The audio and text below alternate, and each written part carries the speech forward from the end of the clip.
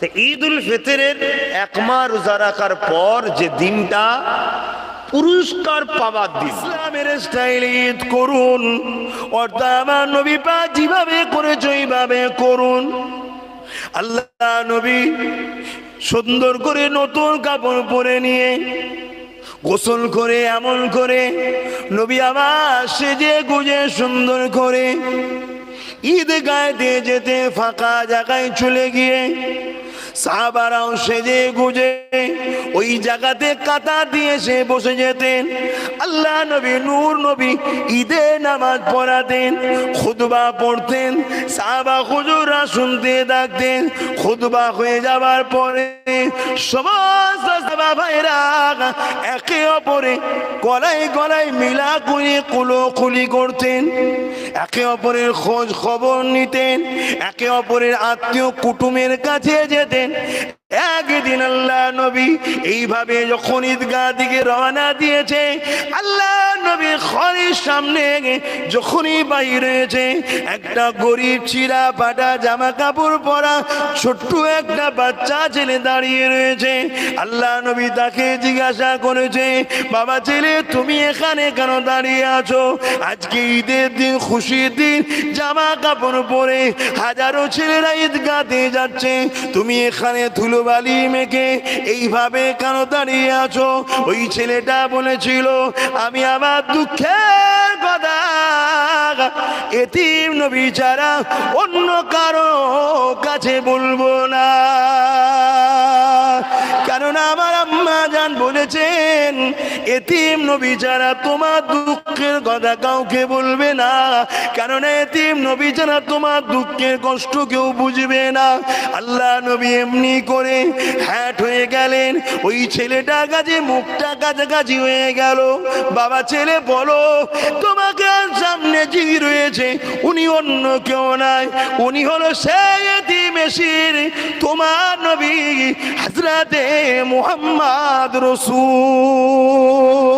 দুনিয়া জমিনে প্রতিটা কদম ফেলার সময় ভাবতে থাকবেন, এই কদমে আল্লাহ খুশি না বেজান, এই কাজে আল্লাহ খুশি না বেজান। এ নওজোয়ান কোথায় যাচ্ছ? না আমি চাঁদ রাত উপলক্ষ করে ফাংশন হচ্ছে ওখানে যাচ্ছি। এ যুবক তুমি বলো, তোমার এই যাওয়াতে আল্লাহ খুশি না বেজান? তোমার হৃদয়কে কি জিজ্ঞাসা করেছো? তোমার আল্লাহ নবী কি চাঁদ রাত উপলক্ষ করে এই খান ফাংশন কি দিত? তোমার নবী কি উপলক্ষ করে এই নাচ গানের কি পার্টি দিয়েছে? না দেই না। তাহলে তুমি যখন স্বীকার করে নিয়েছো, তাহলে তুমি কোন ইসলামকে মানছো? তোমার নবীর ইসলামে যখন চাঁদ রাত উপলক্ষ করে কোনো গান ফাংশন নেই, যখন কেন তুমি করতে যাচ্ছ? তুমি কেন ওই দিকে যাচ্ছ? তবে যুবক শুনে রাখো দাও, যখন তুমি ওই দিকে রওনা দেবে, তুমি প্রতিটা কদম ফেলতে থাকবে, তোমার আমার আল্লাহ তোমাকে আমাকে ডাকতে থাকে, ওরে আমার বান্দা বান্দি রে আয় ফিরে আয়, ওই দিকে যাস না রে বান্দা বান্দি রেগে, ওইটা হলো শয়তানের রাস্তা, ওখান থেকে গেলে আমার থেকে দূরে সরে যাবার রাস্তা, ওটা আযাবের রাস্তা, ওটা আমার রহমত থেকে দূরে যাবার রাস্তা। ওরে আমার বান্দা বান্দি রে আয় ফিরে আয়, ফিরে আয়, ওই দিকে তোরা যাস না। আল্লাহ পাকের এই ডাক দেখে বারবার ফেরেশতারা বলতে লাগে, ও রব্বি আল্লাহ পাক, কেন ওদেরকে আপনি বারবার বারবার করে ডাকেন? ওরা তো আপনার ডাকি সাড়া দেয় না, আমরা তো রয়েছে আপনার দাসত্ব করার জন্যে। আমার আল্লাহ পাক বলে, ওরে আমার ফেরেশতারে, আমি কারো মুখাপেক্ষী নয়, তোরা দাসত্ব করলি কি না করলি কি, আমার বান্দা দাসত্ব করলি কি না করলি কি, কিন্তু আমার নিজাম, আমার আইন কারণ কখনো চেঞ্জ হবে না। আমার বান্দা যেদিকে যাচ্ছে ওই দিকটা হলো আযাবের দিক। আমি আমার বান্দাকে বড় ভালোবাসি, আমার বান্দিকে বড় ভালোবাসি, তাই তাকে বারবার বারবার ডাকি। কেন ধোকায় পড়ে গেলি? কেন গানে চলে গেলি? কেন ফাংশনে চলে গেলি? কেন নাচে চলে গেলি? কেন অর্ধ উলঙ্গা নারী চেহারা দেখতে চলে গেলি? ওরে আমার বান্দারে, আমি আল্লাহ যদি তোকে কানা করতাম, তাহলে তুই ভেবে দেখ, তুই দুনিয়ার কোনো স্বাদ পেদি না, মা বাপকে দেখতে পেদি না, স্ত্রী বাচ্চা কাউকে দেখতে পেলি না, আমি আল্লাহ তোকে সব দিলাম, আমার দিয়া নিয়ামত নিয়ে আমার বিরোধী করিস না রে বান্দা। এইভাবে ডাকতে থাকে, আমি আপনি হয়তো সারা দিলাম না, ওই গানে চলে গেলাম। আমার আল্লাহ পাক বড় মনটা, কুদরতি অন্তরটা, এ যুবক তোমার আমার দিকে তাকিয়ে রয়ে যায়, কুদরতি নজরে তাকিয়ে রয়ে যায়। তুমি আমি পাপের মধ্যে লিপ্ত হয়ে গেলাম, আল্লাহ তখনও ডাকতে লাগে, ফিরে আয়, এখনো সময় আছে, ফিরে আয়, এখনো সময় আছে, ফিরে আয়। আল্লাহ পাক যাকে না বানালে কোনো কিছু বানাতেন না। আল্লাহ পাক যা খাতিরে কায়নাতকে তৈরি করেছেন, আল্লাহ পাক যার জন্য কুল কায়নাতকে বানিয়েছেন, আল্লাহ যাকে হাবিবুল্লাহ লাকাব দিয়েছেন, আল্লাহ যাকে তিনার দিদার দিয়ে ধন্য করে দিয়েছেন, আল্লাহ জিনাকে নিজের মেহমান বানিয়ে নিয়ে গেছে। এ যুবকেরা, তরুণেরা, বাপেরা, যে নবী পাকের শান মর্যাদা সম্বন্ধে আল্লাহ পাক জানিয়ে দিয়েছে, তোমাদের কথার আওয়াজটা যদি আমার হাবিবের কথার আওয়াজের উপরে চলে যায়, আমি আল্লাহ তোমাদের আমলগুলোকে বরবাদ করে দেবো। যে নবী পাকের দরবারে সম্মান আল্লাহ তো দিয়েছে, আমার নবী পাক যখন সাহাবাদেরকে দাওয়াত করত, সাহাবারা আমার নবী পাকের দরবারে যেতে, আল্লাহ নবীর দরবারে মেহমানদারি হয়ে যেত। সাহাবারা খাওয়া দাওয়া করার পরে ওই জায়গাতে একটু বসে থাকতো, সঙ্গে সঙ্গে আল্লাহ অপছন্দ করতেন এই বসে থাকাকে, সঙ্গে সঙ্গে ফেরেশতা পাঠিয়ে দিতে, এ জিবরিল যা আমার হাবিবের দরবারে যা, আমার হাবিবের সাথী দেখে এখনই দরবার থেকে বেরিয়ে যেতে বল, কেননা আমার হাবিব বড় লজ্জা করে, কাউকে বলতে পারে না। কিন্তু দুপুরে খাবার পর একটু কাইলুলা করতে হয়, আমার হাবিবকে একটু রেস্ট নিতে হবে। আমার নবী পাকের এই সামান্য সামান্য বিষয় বুঝাবার জন্য সামান্য বলছি, এই বিষয় কোন দায়িত্ব দোনো জাহানের সৃষ্টিকর্তা আল্লাহ নিজে দায়িত্ব নিয়েছে। সেই নবী পাকের শান মর্যাদা আল্লাহ পাক কত বাড়িয়েছে। এই সেই নবী পাকের মর্যাদার কথা বললে কেন দিলটা ব্যথা হয়, সেই নবী পাকের আলোচনা করলে কেন দিলটা ভালো লাগে না, সেই নবী নবী নবী নবী করলে কেন মাহফিলে যেতে মন যায় না, সেই নবীর দিনের কথা বললে কেন শুনতে মন যায় না, সেই নবীর দিনের জন্য কেন সময় দিতে ইচ্ছা যায় না, সেই নবী রেখে যাওয়া বিধানগুলোকে কেন জিন্দগির মধ্যে বাস্তবায়ন করতে মন যায় না। মনে রেখে দেবেন, পৃথিবীর কাউকে আল্লাহ আমাদের জন্য মডেল করেনি, আমাদের জন্য আল্লাহ একজনকে মডেল করেছে। লাকাদ কানা লাকুম ফি রাসূলিল্লাহি উসওয়াতুন হাসানা। এই বিশ্বে মানুষ শুনে রেখে, আমি তোদের রব সৃষ্টিকর্তা বলি, আমি আল্লাহ তোদের জন্য একটা উসওয়াতুন মানে হচ্ছে মডেল পাঠিয়েছি। ওই মডেলটা অন্য কেউ নয়, ওই মডেলটা হলো আমিন আল্লাহ আব্দুল্লাহ দুলাল। এই যা কিছু জিন্দগিতে করবে আমার নবীকে মডেল হিসাবে ফলো করো। নামাজ পড়বে নবীকে দেখো, রোজা রাখবে নবীকে দেখো, ঈদ বানাবে নবীকে দেখো, দান খায়রাত করবে নবীকে দেখো, যাকাত দেবে নবীর থেকে শেখো, কন্যার বিয়ে দেবে নবীকে দেখো। এ দুনিয়ার মানুষ হজ করবে, আজ তো হজে গিয়ে সেলফি তোলার জ্বালাতে মানুষ তো পেরেশান হয়ে যাচ্ছে। না বন্ধু, হাজি নামটা জড়াবার জন্য যে লাভ নাই, আল্লাহকে খুশি করার জন্য যান। যতদিন থাকবেন মক্কা মদিনার জমিনে নিজেকে একটা মুজরিম, আসামি, গোলাম মনে করে রাখবেন, তাহলে জেনে রাখবেন তুমি একটা কবুল হজ পাবে। আর কবুল হজ মানে মায়ের পেট থেকে বেরোলে যেরকম কোনো গুনাহ থাকে না, ওই রকম বেগুনা তুমি হয়ে যাবে। আরো জোরে বলুন সুবহান। দুনিয়া যেদিকেই তাকাবেন, পৃথিবীর এমন কোন দেশ নাই, এমন কোন রাজত্ব নাই, এমন কোন রাজার নেতৃত্ব নাই যেখানে কিনা আজান নাই, মসজিদ নাই। যেদিকেই তাকাবেন তামাম পৃথিবী জুড়ে যেখানেই তাকাবেন আজানের আওয়াজ পাবেন, কোরআনকে পেয়ে যাবেন, নামাজ পেয়ে যাবেন, রোজা পেয়ে যাবেন। এ আমার আব্বা জান, আম্মা জান, ভাই বোনেরা, দাড়ি টুপি মুসলমান পৃথিবীতে পেয়ে যাবেন। কিন্তু আজ থেকে ১৫০০ বছর আগে ওই মক্কা জমি শুধু নয়, তামাম পৃথিবীর জমিনে সভ্যতা কি জিনিস মানুষ ভুলে গিয়েছিল, ইনসানিয়াত কি জিনিস মানুষ ভুলে গিয়েছিল, প্রভুকে মানুষ ভুলে গিয়েছিল। ঈসা নবী চলে যাবার পর একত্ববাদকে মানুষ ভুলে গিয়েছিল। মানুষের দাসত্ব করতে শুরু করেছিল। ওই সময় একদল ক্ষমতাশালী মানুষেরা দুনিয়ার মানুষের প্রভু তৈরি হয়ে গিয়েছিল। পৃথিবীর জমিনে অত্যাচারের সাম্রাজ্য তৈরি হয়েছিল। এই সাম্রাজ্যকে মিটিয়ে পৃথিবীর জমিনে শান্তি, সভ্যতা, একত্ববাদের বিশ্বাস, আজান, মসজিদ, নামাজ, রোজা, ঈদ এত সহজে হয়নি। আল্লাহ নবীর জিন্দেগিটা দেখলে পাওয়া যায় কতটা কষ্ট করার পর পৃথিবীর জমিনে এই নাই সত্যটা জেগেছে। আমার নবী পাকের জীবনী দেখলে পাওয়া যাবে। তাই আমি বোঝাতে চাই, গুনাহ যদি হয়ে যায় মাফ আল্লাহ করে দেবে। নবীর দিনে যদি গাছের একটা পাতা তুমি ছিঁড়ে ফেলো, জেনে রেখে দিও তোমার নাজাতের চান্স নাই। আমার নবী পাকের জীবনী যদি দেখা যায়, আল্লাহ নবী ৬৩ বছর দুনিয়া জিন্দেগিতে হায়াতে ছিলেন।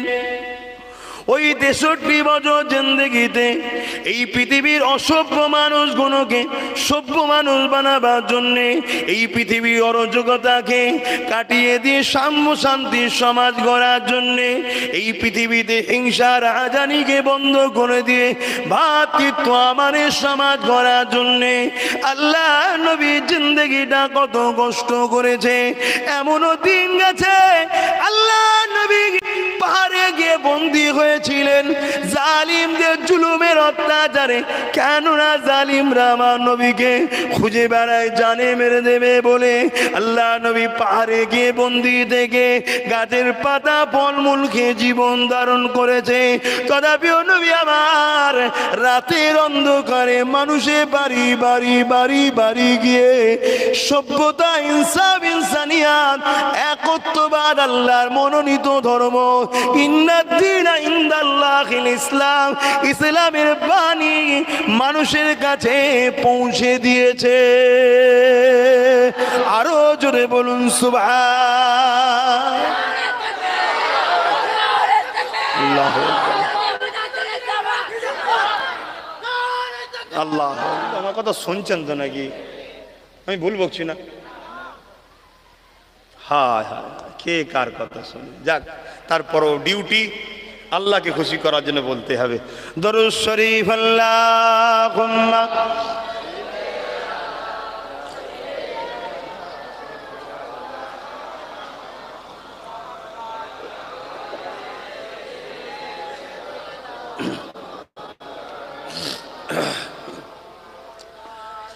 রাতের আধারে যারা সেজদাতে রয়, দু চোখের রসতে নদী যেন বয়।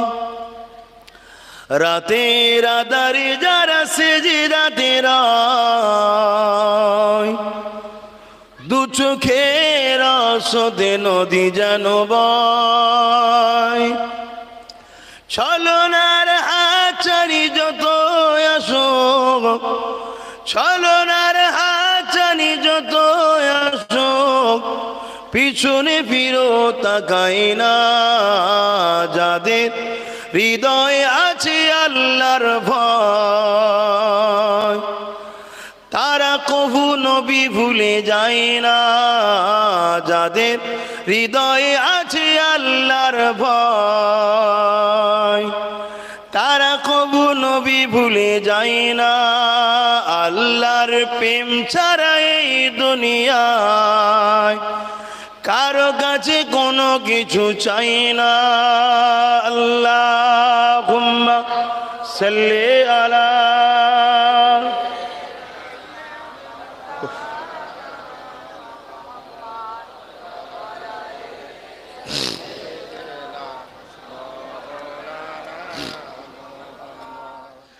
আমার আম্মা জানেরা বোনেরা, এই পৃথিবীর জমিনে নারীদের কোনো অধিকার ছিল না। এই পৃথিবীর জমিনে নারীদেরকে বড় অপমান করা হতো। এই পৃথিবীর জমিনে নারী সন্তান জন্ম হলে তাদেরকে জেন্ত পুঁতে দেওয়া হতো। এই পৃথিবীর জমিনে নিজের বাপেরাই কন্যা দিওকে হত্যা করে দিত। এ আমার আম্মা জানেরা, এ আমার বোনেরা, এ আমার মায়েরা বেটিরা, এই পৃথিবীর জমিনে নারীদের কোনো মর্যাদা ছিল না। নারী গুলোকে রাখেল বানিয়ে এমন করে তাদেরকে বাজারে তোলা হতো, তাদেরকে বিক্রি করে দেওয়া হতো, তাদের শারীরিক অত্যাচার করা হতো, তাদেরকে হত্যা পর্যন্ত করে দেওয়া হতো। কোনো বিচার ব্যবস্থা এই জমিনের উপরে ছিল না।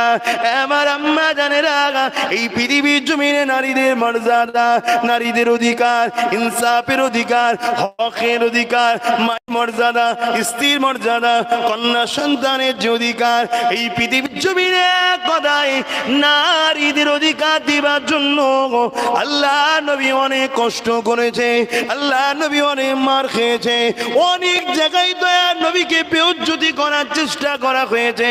মা বোনেরা, এ পৃথিবীর নারীরা, তোমাদের জন্য আল্লাহ নবী এত কষ্ট করেছে।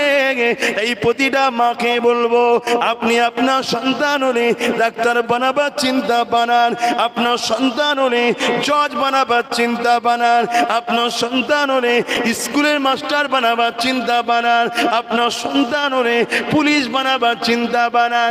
যেটা চিন্তা আছে, যদি ভালো সৎ চরিত্রবান রাজনীতির লিডারও বানাতে চান বানান, কোন ইসলামের নিষেধ নাই।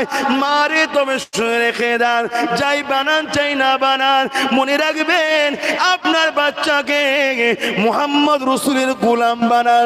ছোটবেলা থেকে যদি আপনার বাচ্চা নবী প্রেমিক হয়, নবীর গোলাম হয়, নবীকে মডেল বলে যদি মেনে নেয়, আপনার বাচ্চা যদি পুলিশ হয়, ওই পুলিশ কখনো ঘুষ খাবে না। আপনার বাচ্চা যদি ডাক্তার হয়, কোনো রুগীর সঙ্গে ধোকা দেবে না। আপনার বাচ্চা যদি নেতা হয়, প্রজাদের মালকে আত্মসাৎ করবে না। যাই হোক না কেন, আপনার বাচ্চা যদি মুহাম্মাদের গোলাম হয়, ওই বাচ্চার কাছে শুধু আপনি নিরাপত্তা নয়, এই দুনিয়ায় বাচ্চার কাছে নিরাপদ থাকবে। আরো জোরে বলুন সুবহান। তাহলে আলেম হাফেজ ইমামদের কাছে কি সমাজ নিরাপদ নয়? বলুন বলুন, কেন? এটা তো নবীর ওয়ারিস। আবার বলবো, আলেমদের মধ্যে দুটো দিক আছে, একটা হলো ওয়ারাসাতুল আম্বিয়া, আর একটা হলো শয়তানের ওয়ারিস। অর্থাৎ এলেম শিখেছে, আল্লাহ তাকে এলেম দিয়েছে, কিন্তু আল্লাহ ভুলে গিয়ে দুনিয়ার লোভ লালসায় সে দুনিয়ায় দাড়ির সঙ্গে মিশে অন্যায় দেখে, চোখে পট্টি দিয়ে বসে থাকে, কেন আমারটা পেয়ে গেলেন চলে যাব। আবার একদল আলেম আছে, ভাঙা খুঁটি বাড়ি, ঈদের সময় স্ত্রীকে কাপড় দিতে পারে না, বাচ্চাদের দায় নিজেরও হয় না, কিন্তু মেম্বারে খুতবা দিতে উঠে সুদের বিরুদ্ধে বলে, ঘুষের বিরুদ্ধে বলে, জেনার বিরুদ্ধে বলে, ব্যভিচারীর বিরুদ্ধে বলে। এক কথায় কুনতুম খায়রা উম্মাতিন উখরিজাত লিন-নাস তা'মুরুনা বিল মা'রুফ ওয়া তানহাউনা আনিল মুনকার। ন্যায়ের পক্ষে বলে, অন্যায়ের বিরুদ্ধে বলে। এতে আমার ইমামতি থাকবে কি যাবে ভাবে না। মেম্বার শরীফে উঠে, জলসার মেম্বারে হোক আর মসজিদের মেম্বারে, হকের পক্ষে বলে, অন্যায়ের বিরুদ্ধে বলে। কে ফাটবে কে চটবে সে ভাবে না। এ হলো রসুলের পক্ষে। এদেরকে আল্লাহ এত সম্মান দিয়েছে, কিয়ামতের কঠিন গরম দিনে, কঠিন মুসিবতের দিনে আল্লাহ এদেরকে ডেকে বলবে, আলেমরা তোমরা এখানে কেন? যাও জান্নাতে যাও, তোমাদেরকে আমি জান্নাতি করে দিলাম। জোরে বলুন সুবহানাল্লাহ। তারা যখন জান্নাতে যাবে, একদল লোক চিনতে পেরে যাবে, আরে হুজুর আপনি, আল্লাহ আমাদেরকে জান্নাতি করে দিয়েছে, আপনি চলে গেলে তো হবে না। দুনিয়ায় অনেক ওয়াজ করেছেন, জুম্মায় জুম্মায় দাঁড়িয়ে দাঁড়িয়ে বলতেন, বাবারা আল উলামা ওয়ারাসাতুল আম্বিয়া, রাসূল বলেছেন আল মারউ মা মান হাব্বা, দুনিয়ায় যে যাকে ভালোবাসবে তার সঙ্গে থাকবে। হুজুর আপনাকে ভালোবাসতাম, আমার বাড়ি যেদিন আপনার খাবার পালা পড়তো, আমার স্ত্রীকে বলতাম উজু করে রান্না করবি, ইমাম সাহেব আজকে খাবে, খবরদার গায়ে মাথায় কাপড় দিয়ে আজকে রাঁধবি, ইমাম সাহেব খাবে। পাড়ায় যেদিন জলসা হতো, হুজুর আসতো, বলতাম এই খবরদার ভালো করে পাক সাফ করে উজু হালে গায়ে মাথায় কাপড় দিয়ে খাবি, হুজুর আসবে হুজুর খাবে, এগুলো হতো। আমার দাদুদের ঘরেও খাইয়েছে এইভাবে, এখন আর খাওয়াই না। দিদি বলেন কি করে বুঝলেন? খেয়ে বোঝা যায়, খাবার পরে বোঝা যায়। বাপ, আমি সবার কথা বলবো না, আকসার বাড়িতে আবার হয়, তবে গরিব বাড়িতে খেলে শান্তি পাওয়া যায় ভাই। এতে কে ফাটবে বা দেখার দাও, অতি সত্য কথা বলছি। গরিবের বাড়ি খেলে না তৃপ্তি পাওয়া যায়। তবে হ্যাঁ, এখন আবার গরিবের বাড়িতেও তৃপ্তি নাই, কেন বন্ধন লোন ঢুকে গেছে। ওই জন্য সব থেকে উত্তম না খাওয়া। কথা বুঝছেন না? এবার আমি নাই না খেয়ে নরের তকবীর আল্লাহ একবার চলে গেলাম কাছে, ইমাম সে কি করবে? সেই আসে জোহর বেলা, কি হবে এবারে? খেতে হবে। মশলাটা বলে যাই, হাত তুলে দোয়া করে দিলেই যায় পারিশ্রমিক হিসাবে। কিন্তু আপনাকে বলছি, আপনার বিপদের দোয়াটা চাইবে তো ইমাম। আপনি কেন ইমামটাকে ভালো রাখছেন না? আপনি কেন ইমামটার পেটটাকে ঠিক রাখছেন না? কারণ আপনার বিপদের সময় ইমামের কাছেই তো যাবেন। হঠাৎ করে বাচ্চার জ্বর 104, ডাক্তার কখন আসবে পরের কথা, জলদি করে যাই ইমাম সাহেবকে বল একটু পানি পড়ে দিয়ে। বিশ্বাস করেন তো নাকি? এই বিশ্বাস করেন তো? ইমাম সাহেব কি পড়ছে? সূরা ফাতিহা পড়ছে। যা, ইমাম সাহেব যদি সুদের মাল খেয়ে রাখেন, ইমাম জানে না, কিন্তু আপনি সুদ খান, সেই পয়সা রান্না করে খেয়েছেন, ওই ফুঁই আর কাজ হবে? ইমামটাকে ঠিক রাখা দরকার ছিল তো আপনাদের। ইমামের দোষ নেই, ইমাম ছাড়া পাবে। ইমামের মসলাই ছাড় আছে, কেন? সে নাচার, সে দোয়া করে দিলে মসলাই যায় পারিশ্রমিক হিসাবে, কিন্তু আপনার ফায়দা তো হলো না। ইমামটাকে ঠিক রাখুন। এইভাবে বুঝছিলাম, মহাব্বত করেছিলাম, আর আপনারা ওয়াজ করেছিলেন দুনিয়ায় যে যাকে ভালোবাসবে তার সঙ্গে জান্নাত যাবে। এখন পালাচ্ছেন মানে? আল্লাহকে যে বলুন, হাসির ছলে বলছি, হাদিস রাসূলুল্লাহর আনন্দ হচ্ছি তাই বলছি। কেন আমিও তো কাউকে ভালোবাসতাম, আশেকে রসুল ছোট হুজুরকে ভালোবাসি, আশেকে রসুল ছোট হুজুর পীর কেবলা ঘরের ছেলে হলো তেনাকে ভালোবাসি, এবং মুফতি আজম মেজ হুজুরের হাতে বায়াত হয়েছি, আলহামদুলিল্লাহ। ভালো তো বাসি, তেনাকে পীর বলে মানি। কথা বুঝছেন না? বোঝেন নে তো? যাই হোক, তখন আল্লাহ পাকের কাছে তারা যাবে যে কি খবর তোমাদের ঘরে? বললাম আল্লাহ সবই জানে। এই আলোচনাটা যদি না করতে তো ঘটবে, তাহলে আমরা কি করে জানতাম? আল্লাহ পাককে বলবেন, আল্লাহ একদল লোক আমাদেরকে ভালোবাসতো, আজ তারা মুসিবতে, আমাদের সঙ্গে তাদেরকে যদি দেন।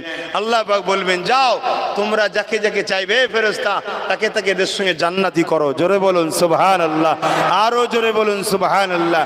নারী দিবে। এখানে একটা প্রশ্ন থেকে যায়, এমন কোন লোক কি আলেমের সাথে যাবে যারা ইসলামের ক্ষতি করেছে? না, যেতে পারবে না। কেন? আল্লাহ তাকে আলেমের সঙ্গে কিয়ামতের দিন দেখা করাবে না, তাকে অন্য সাইড করে দেবে, তার সঙ্গে মুলাকাত করাবে না। কিন্তু গুনাহগার যারা হবে তাদেরকে আল্লাহ আলেমদের সাথে আলেমের খাতিরে মাফ করে দেবে। জোরে বলুন সুবহানাল্লাহ। আলেমের ইজ্জত দিয়েছেন কে? অতএব আপনার নজরে আব্বাস সিদ্দিকীর একটা কথা পছন্দ হয়নি, হতে পারে। আপনি আমাকে ছেড়ে দিন না, আমার কথা শুনবেন না, আমার কাছে যাবেন না, আমাকে আনবেন না, আমার থেকে দূরে সরে যান, মিটে গেল। হতে পারে আমার 90টা ভালো কাজ আছে, 10টা ভুলে গেছে। 90টা ভালো কাজ আছে, কিয়ামতের দিন আল্লাহ তো বলতে পারেন, আমার এই বান্দাটার 90টা ভালো কাজ ছিল, একটা ভুলে গেছে, 10টা ভুলে গেছে, যা তোর বেশিরভাগটা তো ভালো, তোকে মাফ করে দিলাম। তুমি যে আমার সঙ্গে সমালোচনা করে রাখলে তোমার কি হবে? কথা কিছু বুঝাস? আম মানুষের উচিত যাকে ভালো লাগবে একজনকে ধরো, দুজনকে নয়। বাকিদেরকে সম্মান যদি ইচ্ছা যায় ভালো লাগে করো, আর নয় দূরে থাকো, বেইজ্জতি করতে যাও না। কেউ ভাই দেখছি লুকিয়ে লুকিয়ে মোবাইল করছে, তুমি নিজেকে চালাক মনে করলো, আল্লাহ তো দেখছে। তোমাদের ক্ষতি হয়ে গেলে কিছু মনে করবে না, তখন কিছু আমায় বলবে না। আমি মানা করার পরেও দেখছি কিছু কিছু ছেলে লুকিয়ে লুকিয়ে মোবাইল করছে। বড় আফসোস, বড় দুঃখ। এরা সামান্য নিজের পেটের জন্য কি করতে হয়, কিরাম থ্যাম্বেল দিতে হয়, কি কথা লিখতে হয়, হুঁশ নাই। এমন এমন থ্যাম্বেল দিচ্ছে, এমন এমন কথা লিখছে যে কথাতে মানুষ অ্যাট্রাকশন হয়ে দেখে, কিন্তু তার মধ্যে সেই কথাও নাই, সেরকম কোনো বিষয়ও নাই। এই যে ধোঁকাবাজি, এই ধোঁকাবাজি ইনকাম করাটা হারাম। এদের হুঁশই নাই, সামান্য পেটের জন্যে। আর এত এছাড়াও শান্তি নেই। কেন? আল্লাহ যদি শান্তি না দেয়, পৃথিবীর কোনো জায়গায় শান্তি কিনতে পাওয়া যায় না। একটা জায়গায় বলেছিলাম, আপনারা শুনেছেন কি জানি না, একটা রাজা ছিল, একটু বলবো, খারাপ নেবেন না তো আবার, এগুলো বোঝাবার জন্য বলতে হয়, এগুলো কোরআন হাদিসের কথা নয়, জানি নবীর মেম্বার, কিন্তু এই কথার মধ্যে আম সমাজকে বোঝাবার একটা জ্ঞান আছে, সেই জন্যে কিছু কথা বোঝাতে হয়, কিন্তু কোরআন হাদিস বিরোধী কথাও নয়, আমি স্বীকার করে নিচ্ছি। যদি আপনারা বলেন একটু বলবো। অনেকে তো আবার বলে হুজুরের ভাঁড়ে শেষ হয়ে গেছে, তা ঠিক আছে বাবা, তোরইটা ঠিক, তুই যে হুজুরের ভাঁড়ে আছে তোর মনে হয় সেখানে থাক না, সমালোচনা করে তোর কি লাভ হবে? তোর কিছু লাভ হবে? আমি না তোকে চিনি, না তোর সাথে আমার কিছু দুশ্মনী আছে বলে। কিন্তু ওই কমেন্টটা যদি একটা অন্য ধর্মের মানুষ দেখে, কি বলবে? দেখ এরা মুসলমান, মুসলমান এদের ধর্মগুরুকে কেমন গালিগালাজ করছে, দেখ কেমন ক্রিটিসাইজ করছে, দেখ কি গো, বদনাম হবে না? হবে না? কোনো বোঝো। হ্যাঁ, আলেমের দায়িত্ব আছে, কোনো আলেম যদি ভুল করে, সেই আলেম যে ভুলটা করছে ওর বিরুদ্ধে নয়। ধরুন আমি একটা কথা বলছি, কেউরও ধারণা রসুল পাক সাল্লাম 40 বছর আগে মুসলমান ছিলেন না, নাউজুবিল্লাহ, ধরেন কারো ধারণা, এরকম ধারণা আছে মুসলমানদের মধ্যে, আপনারা জানেন? জানেন? হ্যাঁ হ্যাঁ হ্যাঁ, ইসলাম কিন্তু ইসলামের ঘরের লোকেরাই শেষ করে ফেললো। কি প্রবাদ বাক্য আছে, হামে তো লুট লিয়া হ্যাঁ আপনों ने, গায়রোं में कहाँ दम था, मेरे किस्ती वहाँ डूबी जहाँ पानी कम था। এটা কি খারাপ কথা নাই তো? এই বলবে তো খারাপ কথা নাই তো? কোনো আবার খারাপ জিনিসের ডায়লগ নাই তো? এটাই আমাদের যে সব ড্রাইভার আছে না, বিহারি, জানেন না? আমাদের সব বেশিরভাগ ড্রাইভার তো বিহারি, জানেন তো? ওরা বলে গাড়িতে চালাচ্ছে, আগে তো মিলে ঘুরতাম অনেক বিহারিতে ঘরে, বলে শুনতে শুনতে শিখে গিয়েছি। এই কথাটা খারাপ নয় তো? বলে তো ফেললাম পট করে আবার। আর যদি খারাপ হয় মাফ করবেন, কেন কথার মানেটা কিন্তু খারাপ নাই। আমাকে লুটেছে আমার আপনজনরা, মানে অপরের কোথায় ক্ষমতা ছিল, আমার কিস্তি মানে নৌকো ওখানে ডুবেছে যেখানে পানি কম ছিল। কথার মধ্যে খারাপ কিছু নেই, কিন্তু এটা কিসের ডায়লগ আবার কে জানে। শেষকালে বলে হুজুর দেখেছো, দেখেছিস এটা হুজুরে, এই তাহলে না বাপ ভুল বুঝবেন না, আল্লাহকে সাক্ষী রেখে বলছি, এটা সোহবতে বসা গাড়ি যারা চালায় দেখবেন, যারা বিহারি উর্দু ভাষী হয় বা বিহারের মানুষ হয়, বিহারের বেশি দেয়, তারা এসব শেরগুন একটু বলে, আরো ভালো ভালো শের আছে, ইসলামিক শের আছে, আরো আছে, কথা বুঝে আসছে। আমি আরো জানি, বেশি বলতে যাবো নি, বা কুতাকারের কি বলতে কি বলে ফেলবো, বিপদের শেষ থাকবে না। তো যাক, আমি যে কথা এখন বলছি সেটা হচ্ছে এটাই, একটা রাজা, ভাই রাজা বুঝতে পারছেন তো, তার কোনো অভাব আছে? তার কথাই শেষ কথা, তার পাড়া প্রতিবেশী দেশে যা জমি আছে সব তার। ভাই ধৈর্য হারা হচ্ছেন নাকি? ধৈর্য হারা হলে অন্য উলামা কেন দেবো না? ধৈর্য থাকা ভালো, ইন্টারেস্ট কমে গেলে অসুবিধা আছে। থাকতে থাকতে ঘুমটা ফেলে দাও, থাকতে থাকতে ঘুমটা ফেলে দাও, আর না হয় ধৈর্য হারা হয়ে যাবে, দেখবেন। কথা বুঝছেন না? তবে হ্যাঁ, এটা বুঝি, যেটা আল্লাহর জন্য করা হয় এটা কোনোদিন পুরাতন হয় না। জোরে বলুন সুবহানাল্লাহ। তাই কোরআন যত পড়ি তত মজা লাগে, নবীর রওজায় যত যাই তত যেতে ভালো লাগে। জোরে বলুন সুবহানাল্লাহ। কাবাকে যত ঘুরি তত ভালো লাগে, কাবাকে জড়িয়ে ধরে যত চুমা দিই তত মন যায় আরো দিই। কেন? এটা আল্লাহর জন্য হয়, ঠিক না? সেজদা যেটা আল্লাহর জন্য হয়, ওই সেজদায় মজা পাওয়া যায়। যদি বলেন সব সেজদাই তো আল্লাহর জন্য হয়, না ভাই, কিছু সেজদা ডিউটির জন্য হয়, ফাটাফাট দিতে মন যায়। কি ডিউটি পড়তে হবে, না পড়লে হয় নামাজ, আল্লাহু আকবার, এটা আলাদা। আর যে সেজদায় যাওয়ার পরে মনে পড়ে যে আমার মালিকের কদমে এখন আমি পা দিয়ে মাথা দিয়ে রেখেছি, আমার মালিকের কুদরতি কদমে, ওই সেজদাটা দেখবেন তুলতে মন যায় না, আরো কিছুক্ষণ থাকি, আরো কিছুক্ষণ থাকি। ওই সেজদার মজা আলাদা মজা। জোরে বলুন সুবহানাল্লাহ। জানি না আপনাদের লাইফে হয় কি না, কেন আপনারা সব আল্লাহ করে আল্লাহ বলি, আমি গুনাহগার মানুষ, তো আমার লাইফে কখনো কখনো হয়, কখনো কখনো হয়, কখনো কখনো সেজদা তাড়াতাড়ি হয়ে যায়। কথা বুঝে আসছে? তাড়াতাড়ি হয়ে যায়, শয়তানি ধোঁকা, দুনিয়াদারি খেয়াল, দুনিয়াদারি কাজে ব্যস্ত, এখানে যেতে হবে ওখানে যেতে হবে। আবার কখনো কখনো হয় যে সেজদায় অনেক তৃপ্তি পাওয়া যায়, চোখের কোণাতে পানি এসে যায়, যেন মনে হয় মালিককে জড়িয়ে ধরেছি ফাটা, দিলটা ঠিক এরকমই মনে হয়। আর মাথা তুলব না, যেন মনে হয় এই সময়টাই মরণটা হলে কতটা না ভালো হয়। কিয়ামতের দিন যদি জিজ্ঞেস করে কি করেছিস, কিছুই নয়, তোমার কদমে মাথা রেখে মারা গেছে, এটাই করেছি। জোরে বলুন সুবহানাল্লাহ। এটা তো একজন আশা, একজন দাস মালিকের কাছে আশা। মালিক যদি বলে তোকে দেবো না, কিছু করার আছে। আর মালিক যদি বলে দেবো, কারো কিছু করার আছে? সব তিনার উপরে। আহা, তেনাকে ভালো। আর কথা বেরিয়ে লাভ নেই, একটু সালাম দেবো, একটু সালাম দেবো। বসে দেন না দাঁড়িয়ে দেন? সব দাঁড়ানোতেই আছেন তো? হ্যাঁ, নতুন করে আর এদিক ওদিক ভাগাভাগি করার দরকার নেই। কথা বুঝে আসছে? সালাম দিয়ে আল্লাহর হুকুম, দাঁড়ানোটা হলো প্রেমের ব্যাপার। এটা প্রেমের ব্যাপার, পছন্দের ব্যাপার। কথা বুঝে আসছে? হে নবী সালাম।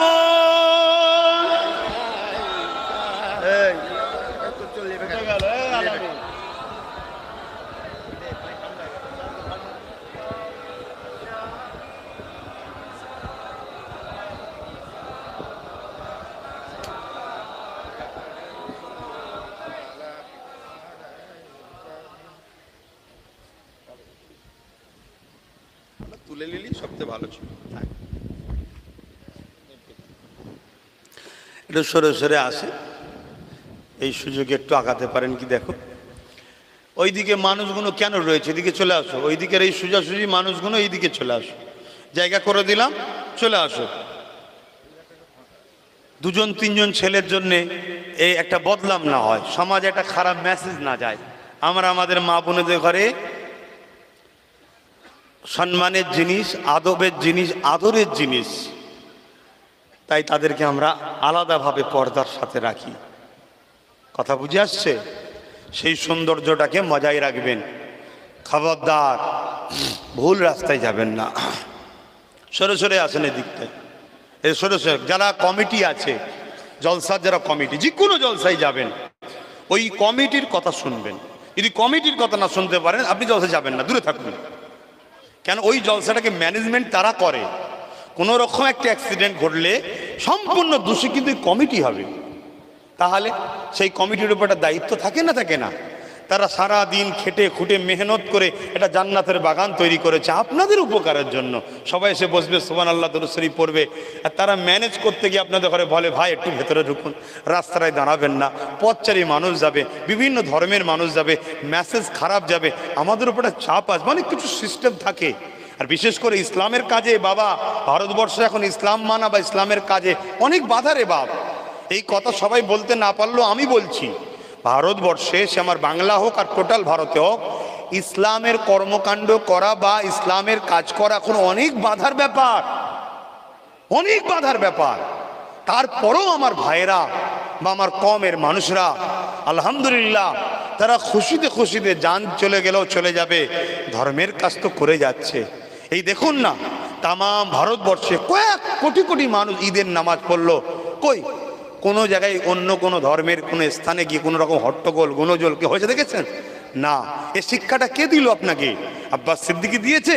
না, এ শিক্ষা ১৫০০ বছর আগে আমেনা লাল দিয়ে গেছে। জোরে বলুন সুবহানাল্লাহ। এই আমেনা লালের দিনটাকে যারা মানে তারাই হলো ইমানদার মুসলমান। অন্যের ধর্মস্থানে যে হই হই করা, গালিগালাজ করা, কটূক্তি করা, এটা মোহাম্মদ রসুলের তালে মাননেওয়ালা হতে পারবে না। মোহাম্মদ রসুলের মাননেওয়ালা হতে গেলে নিজের ধর্মকে বিশ্বাস করতে হবে, অপরের ধর্মকে সম্মান শ্রদ্ধা করতে হবে। যে বাবা তোর কাছে তোরটা ঠিক আছে, বাবা আমার কাছে আমারটা বিশ্বাসের জিনিস, আমি মানি, আমার কাছে আমারটা। এই মেন্টালিটি তৈরি করতে হবে, তবেই তুমি আমার রসুলের উম্মত। আর নচেত তোমাকে হয়তো জোর করে সবাই বলবে মুসলমান, বা তুমিও হয়তো বলতে পারো আমি পাক্কা মুসলমান। কিছু কিছু বলে না যে আমরাও তো নামাজ পড়ি, বলে না, বলে না আমরাও তো নামাজ পড়ি। আরে নামাজ তো ইবলিস শয়তান 7 কোটি বছর পড়েছে। ক বছর? 7 কোটি বছর। তো কি হয়েছে? হ্যাঁ, কপালটা ঠেকিয়ে দিবার নাম নামাজ নয়, হাঁটুতে হাত দিয়ে ওপর হয়ে যাওয়ার নাম নামাজ নয়। কথা বুঝে আসছেন? নামাজ কাকে বলে সেইটাই বোঝেন। বলছে আমরাও তো নামাজ পড়ি। বাপ রে বাপ। আসেন, কথায় কথা বাড়বে। এখন ঈদের হাওয়া চলছে, বেশি কিছু বলবো না। ঈদের হাওয়াটা একটু কেটে যাক, তারপরে আল্লাহ কারে হবে খুনি। অসুবিধা আছে? বেশি কিছু বলবো না বলতে কি সব ইসলামের বিরুদ্ধে বলছি নাকি? কোনোদিন বলেছি না ইসলামের বিরুদ্ধে বলবো না। কারণ ইসলামের বিরুদ্ধে কোনো কথা এই মেম্বার থেকে বলা চলবে না, এবং কোনো জায়গাতেই বলা যাবে না। ইসলামের বিরুদ্ধে কোনো কথাকে শোনা বলাটাও হারাম, শোনাও হারাম, বলাও হারাম। বুড়া কথা, অন্যায় কথা শুনতেও নাই, অন্যায় কথা বলতেও নাই। ক্ষমতা থাকলে অন্যায় ইসলাম বিরোধী কথার বিরুদ্ধে লড়তে হয়। ইয়া নবী সালাম, ইয়া রাসূল, ইয়া হাবিব সালাম। কঠিন হাসরের দিনে কি আছে মোদে এ কপাল, গুনাহগার উম্মাহ আতো আপনার লইবেন সঙ্গে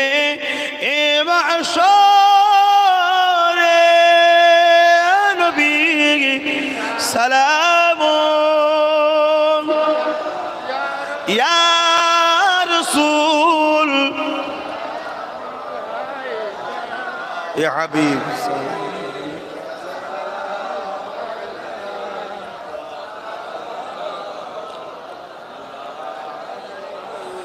ইয়া নবী নামো ও পিয়ারা, ইয়া রাসূল নামো ও পিয়ারা। আরশ বার হক নে পুকারা, সজবে গোম্বর হক হামারা। ইয়া নবী সালাম, ইয়া রাসূল, ইয়া হাবিব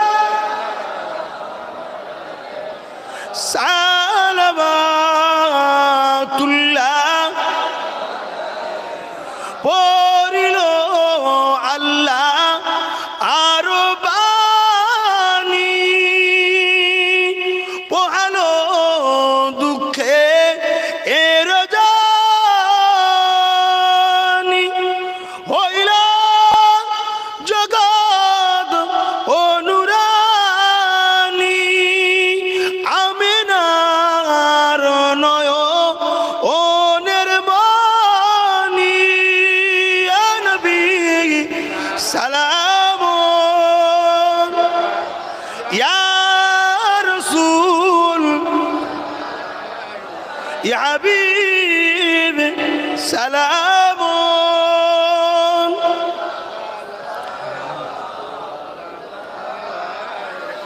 সকলে একটু গায়ে গায়ে বসবেন। লাগাল উলা বিকামালিহি সাবাত তুজা বিজামালিহি।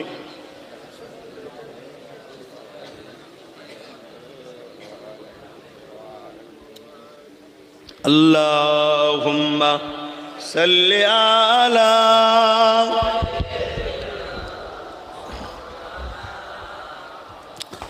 ওয়ালা আলি সাইয়্যিদিনা। আল্লাহুম্মা সাল্লি আলা সাইয়্যিদিনা মাওলানা মুহাম্মদ ওয়ালা আলি সাইয়্যিদিনা مولانا محمد اللهم सल्ली अला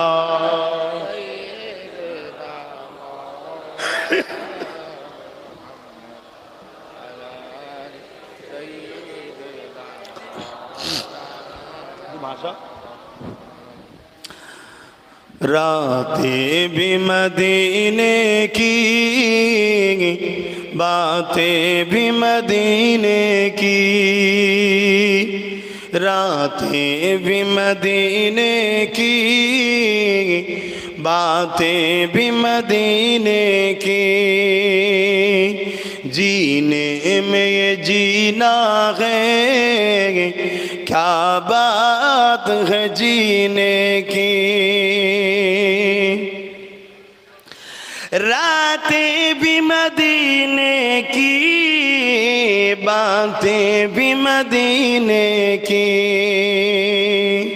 रातें भी मदीने की, बातें भी मदीने की, जीने में ये जीना है, क्या बात है जीने की।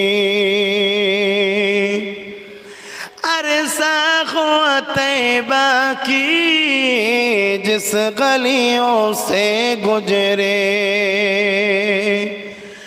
अरसा हुआ तैबा की जिस गलियों से गुजरे, इस वक्त भी गलियों से खुशबू है पसीने की,